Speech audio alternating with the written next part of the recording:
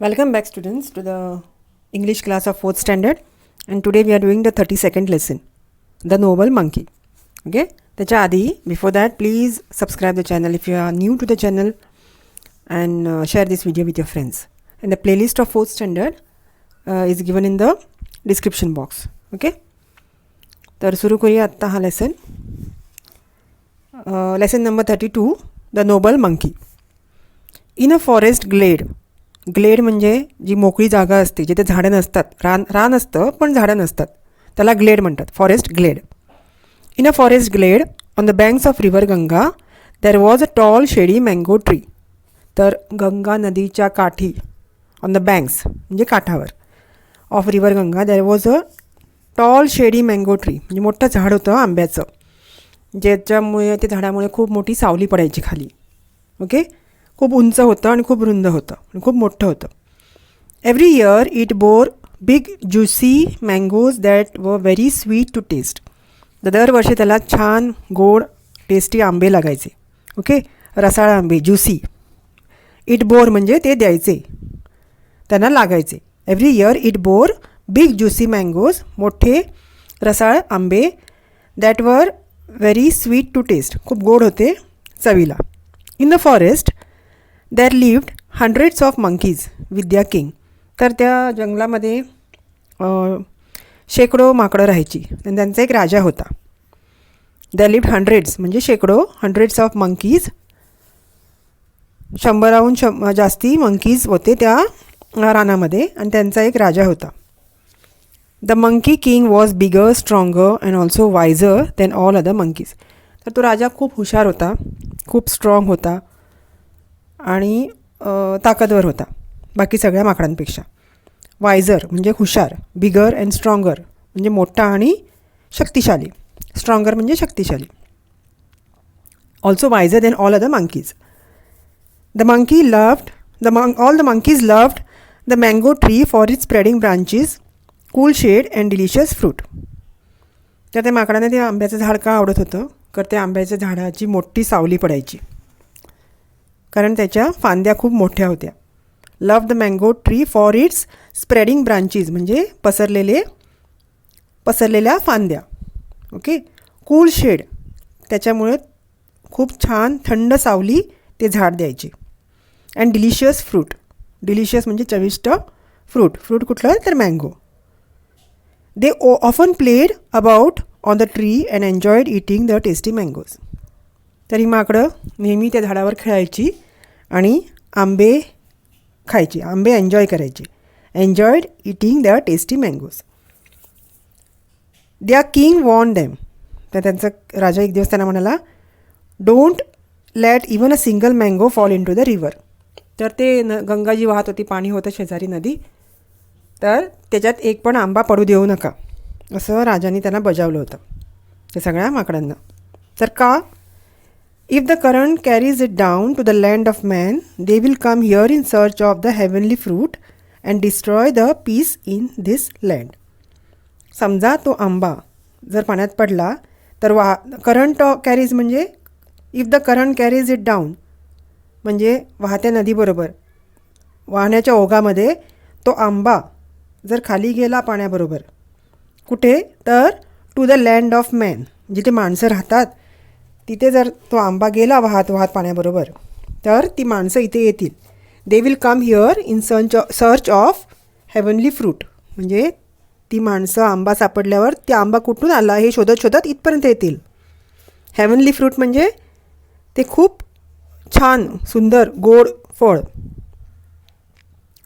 स्वर्गीय फळ, म्हणजे जे स्वर्गात मिळू शकतं असं एवढं छान फळ कुठे मिळतं ते बघायला ती माणसं इथपर्यंत येतील आणि इथे येऊन आपल्या जे आपलं रान आहे किंवा फॉरेस्ट आहे तर तिथली शांतता भंग करतील. डिस्ट्रॉय द पीस म्हणजे इथली शांतता जी आहे ती डिस्ट्रॉय करतील. Okay, destroy the peace in this land म्हणजे या जागेत, या आपल्या फॉरेस्टमध्ये, आपल्या जंगलात शांतता भंग करतील. Okay. One day however a ripe mango fell into the river and was carried with the flow to the city of Banaras. पण एक दिवस काय झालं, एक पिकलेला आंबा त्या पाण्यात पडलाच. ओके, अ राईप मँगो, पिकलेला mango, fell into the river and was carried with the flow, पाण्यात पडला आणि was carried with the flow म्हणजे वाहत्या पाण्याबरोबर त्या ओघामध्ये तो सिटी ऑफ बनारस, बनारस या शहरात गेला वाहत वाहत. तिथे एका फिशरमॅन म्हणजे एक मच्छीमार होता, मासे पकडणारा. It was found by a fisherman who had never seen anything like it before. तर एका मासे पकडणाऱ्या माणसाला, मच्छीमाराला तो आंबा सापडला. त्याने हा आंबा आधी कधीच बघितला नव्हता. Okay, never seen anything like it before. So he presented it to the king. म्हणून त्याने हे काय नवीन काय दिसलं म्हणून, हे काय आहे म्हणून तो राजाकडे घेऊन गेला. ते फळ आंबा घेऊन राजाकडे गेला. Wien the king tested a slice of the fruit, तर एक पेस कापली, स्लाइस कापला आंब्याचा आणि राजाला दिला. त्याच्या माणसांनी त्याला एक आंब्याची स्लाइस दिली राजाला आणि राजाने ती टेस्ट केली. Wien the king tested a slice of fruit he liked it very much.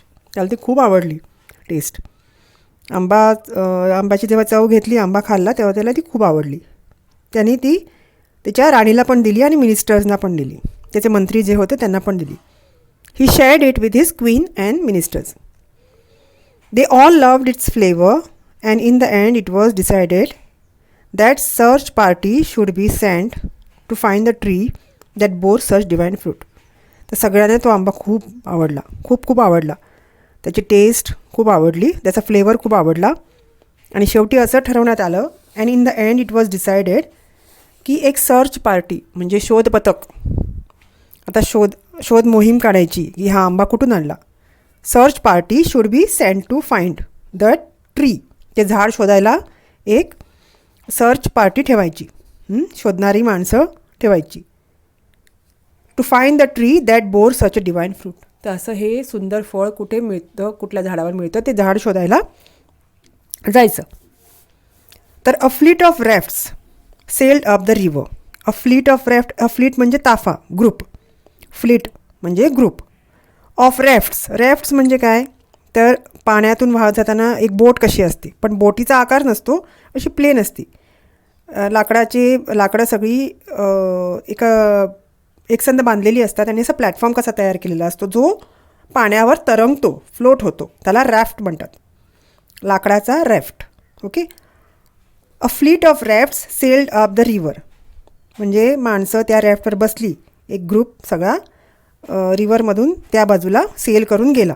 Sailed up the river carrying many of the courtiers. तर मंत्री सगळे, कोर्टमधले, राजाच्या दरबारातली सगळी माणसं त्या रॅफ्टमध्ये बसून आणि राजा पण, carrying many of the courtiers and the king himself.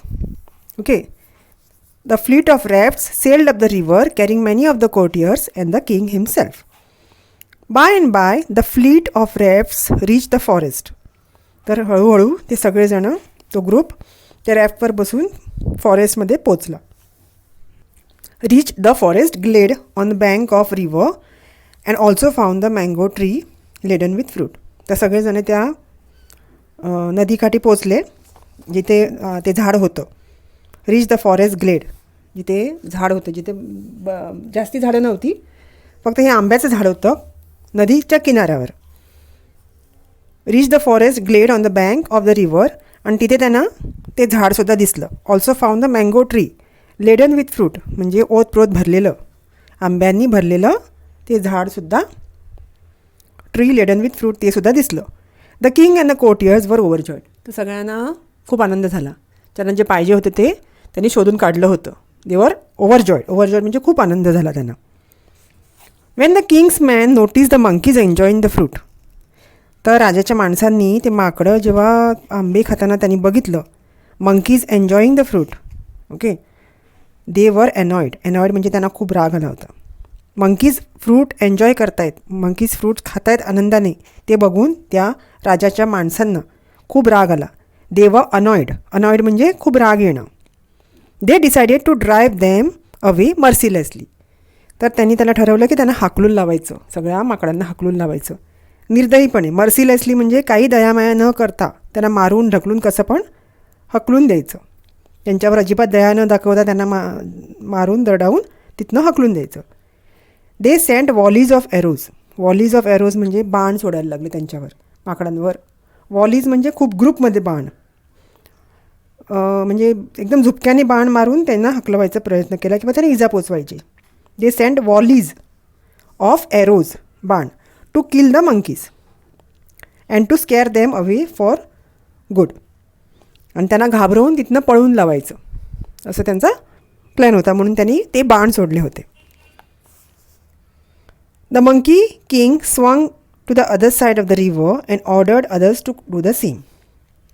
तर आता तो मंकीचा राजा होता, माकडांचा राजा जो होता, तो उडी मारून त्या साईडला गेला, okay, other side of the river. आणि आपल्या सगळ्या दुसऱ्या माकडांना म्हणाले की तुम्ही पण या साईडला या.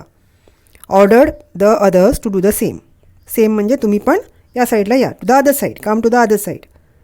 मूव क्विकली, तो म्हणाला. Save your lives by vanishing deep into the forest on the other bank.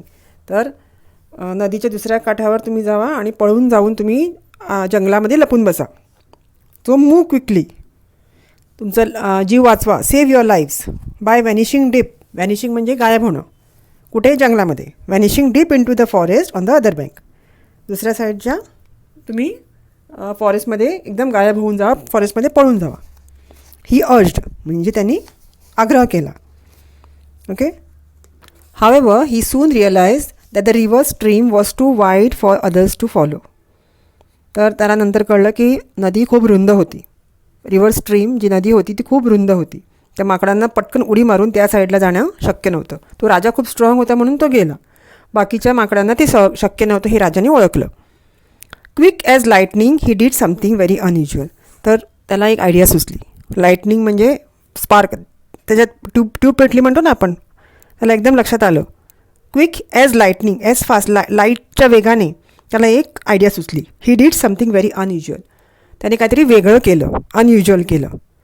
Catching hold of a tall cane with his legs he swung back to the side where the other monkeys weighted.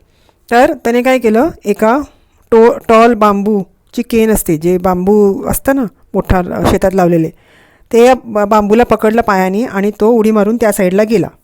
Catching hold of a tall cane, उंच बांबू, त्याला पकडलं with his legs, त्याच्या पायानी, आणि swung back to the other side of the river. ज्या साईडला माकडं होती त्या साईडला तो परत गेला त्या बांबूच्या आधारे. ते तुम्हाला चित्रात पण दिसेल बघा. He swung back to the side where the other monkeys waited. दुसरी माकडं जिथे होती तिथे तो गेला. नंतर त्याने काय केलं, देन ही टूक firm hold of a branch of a tree. तिकडे तो त्या बांबूवर पायाने लटकलेला असताना त्याने झाडाची फांदी पकडली, आंब्याच्या झाडाची फांदी पकडली. टूक फर्म होल्ड म्हणजे घट्ट पकडलं, of a branch of a tree. This way he made a bridge.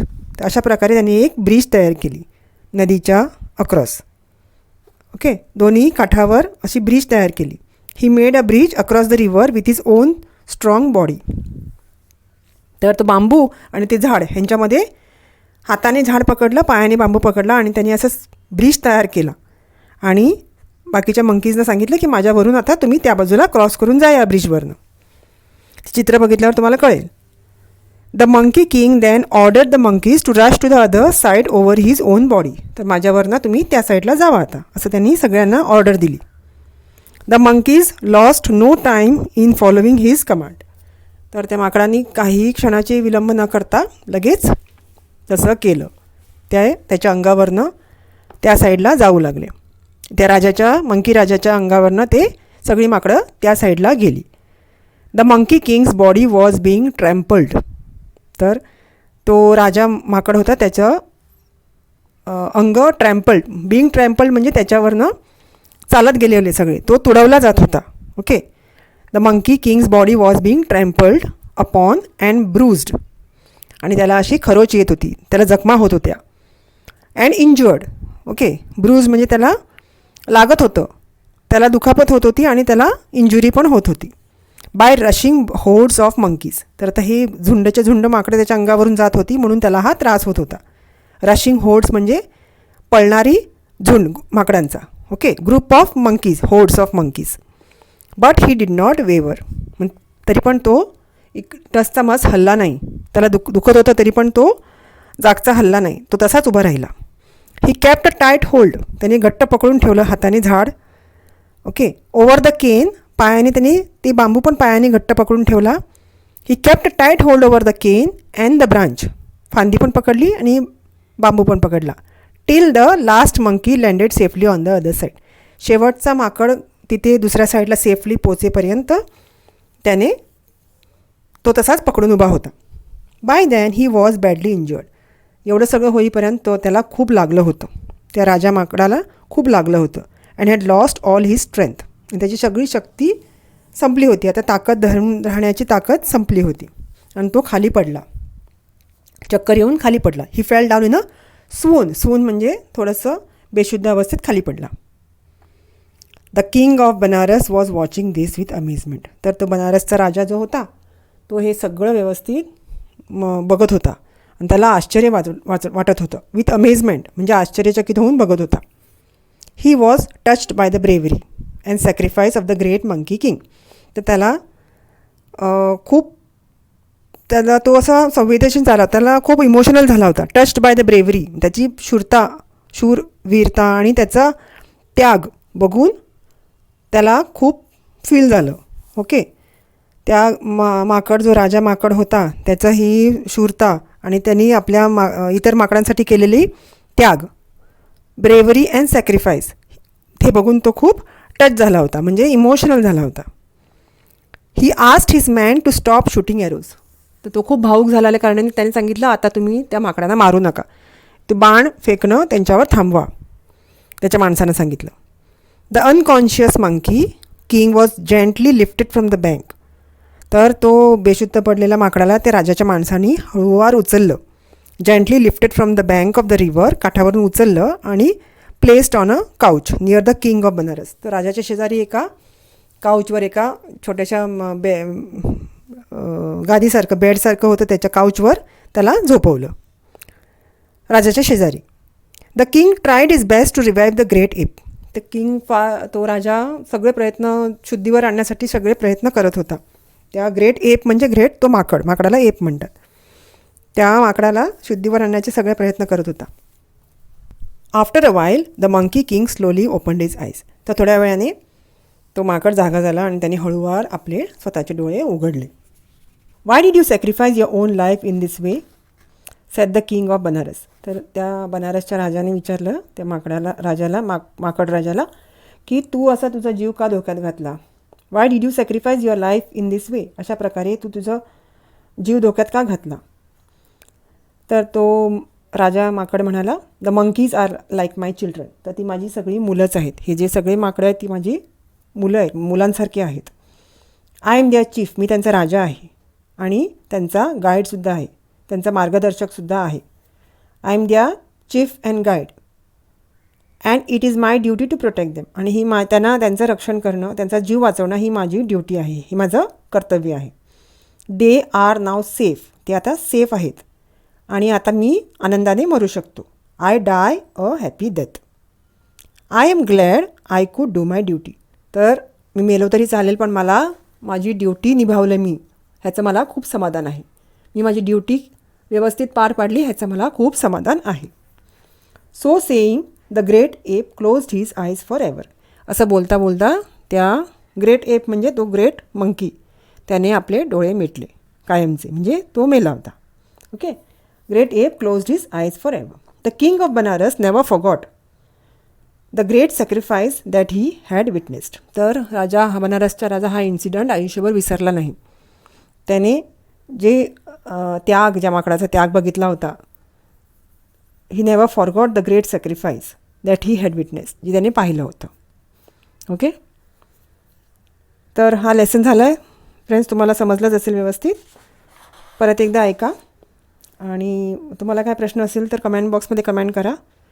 आणि 4th स्टँडर्डचे लेसन्स झालेले आहेत ते त्याची लिंक आहे डिस्क्रिप्शन बॉक्समध्ये. ओके. आता आपण मिनिंग्स करूया.